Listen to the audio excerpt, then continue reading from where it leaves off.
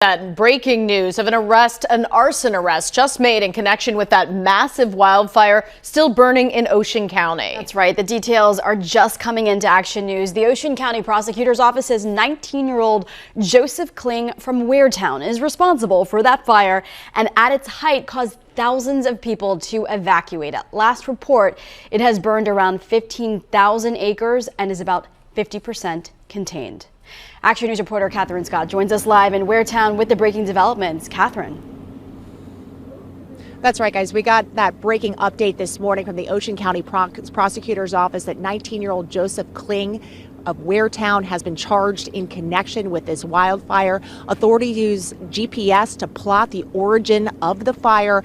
The investigation led them to Kling. Authorities say Kling started a bonfire using wooden pallets and then left the area without properly putting out the fire. So far, this fire has burned around 15,000 acres.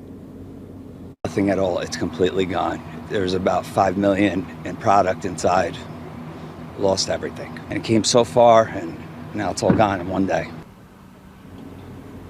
James Herbst had rushed to his family's business in Lacey Township, but there was nothing they could do. Liberty overhead door and awning consumed by the flames. The Jones Road wildfire was first spotted by a staffed observation tower around 9:45 Tuesday morning in the Greenwood Forest Wildlife Management Area in Barnegat Township. By Tuesday evening, the flames had spread into Ocean and Lacey Townships. Crews continued the firefight from the air and on the ground, lighting backfires. Close to 5,000 people had to evacuate, but they could return to their homes yesterday morning. Robert Ziegenfuss is president of Weirtown Volunteer Fire Company and lives in the Laurelwick section. His fire company was getting ready for a crew change on Tuesday when he learned his family would have to get out.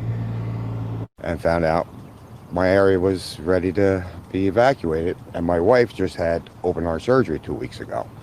So, boom, I grabbed my son, my wife, getting right down to the firehouse. It's what we do. We're volunteers, you know. We do this because we love our towns, and we want to help our towns.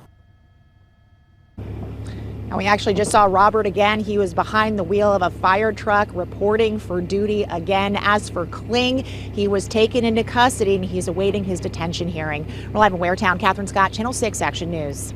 All right, Catherine, thanks. This story right here, before I even get into it, I want to give a proper shout out. Shout out to Mo.J because he was the one that brought this story to my attention when it first happened. And I'm like sitting here and saying to myself, oh God, it's more wildfires.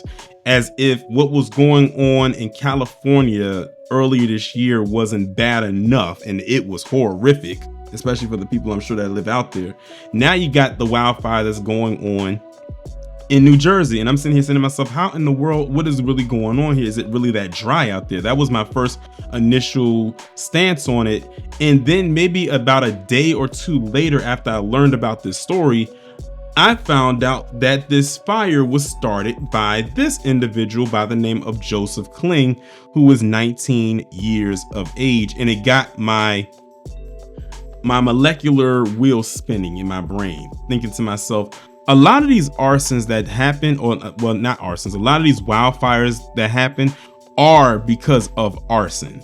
A lot of the times is committed by people who actually deliberately or unintentionally set fire to areas, and it's probably dry and it spreads, and then it just goes haywire, and then it's like you got to wait for, you know, for either Mother Nature to deal with it or something man-made, such as them dumping water out of the sky, out of these helicopters and these planes in order to put these fires out. And then you realize that it's a lot of damage. The damage behind it is so costly, especially on the people, you know, the insurance companies, the taxpayers. It's a lot of money that could have went elsewhere that now has to get dumped into the repairs of this. I remember there was a story a few years ago that I talked about where this couple were having a gender reveal party and they were using fireworks or something. First off, I don't know why anyone would use or involve fireworks as a part of a gender reveal, but I guess they were feeling risky that day, and risky they did, because their firework display for that gender reveal, which should have been just a happy moment, you know, finding out the gender of your child, ended up getting ruined because the fireworks went haywire, the sparks went everywhere, and it caused this massive wildfire that spread for miles. I want to say that it happened in Colorado, if I'm not mistaken, and it was a lot of damage behind that, unfortunately. And I believe it spread so far that it started to almost cross state lines. Like, I think that the town was like on was on the bordering side of where the state was anyway, but it was that bad.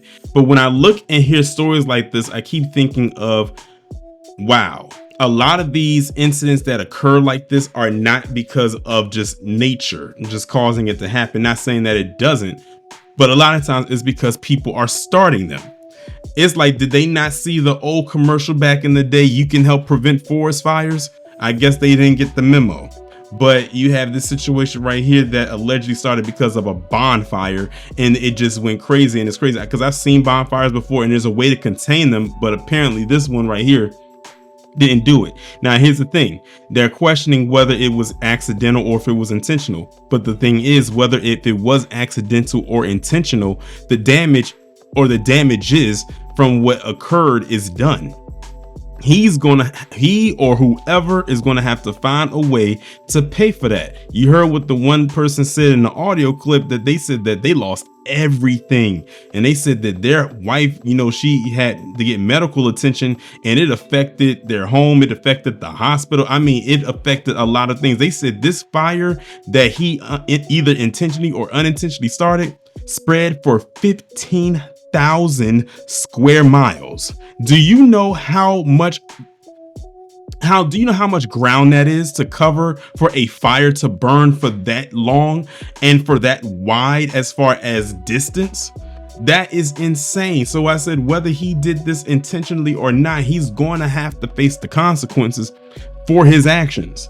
Now, you know me, I'm gonna pull up the stats because I'm curious, because had it been one of us, they would have definitely pulled up them stats. So I'm about to pull up some stats for y'all as far as who's committing these arsons.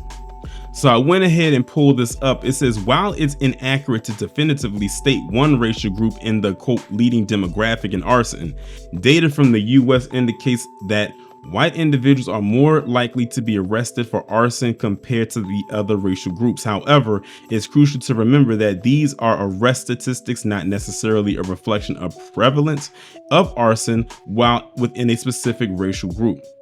Then they also broke it down.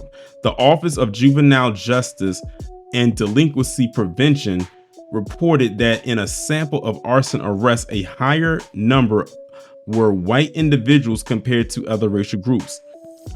Factors influencing arson. It says, while race may be a factor in arrest statistics, arson is often linked in other factors such as gender. It says men are more likely to be arrested for arson compared to women, which I can actually believe. Psychological factors. So here's the part where they're starting to talk about the mental health part, because I've already seen some readings where people are trying to cling on, ironically his last name is Kling, to the mental health situation. It says conditions like antisocial personality disorder, drug dependence, and bipolar disorder have been linked to fire starting, and then impulse control. Individuals with difficulties in controlling impulses may be more prone to arson. And I bet you that's what they're going to try to attach to him. I'm going to tell you straight up, if this happened in my area and I was affected like these people were, mental health be damned.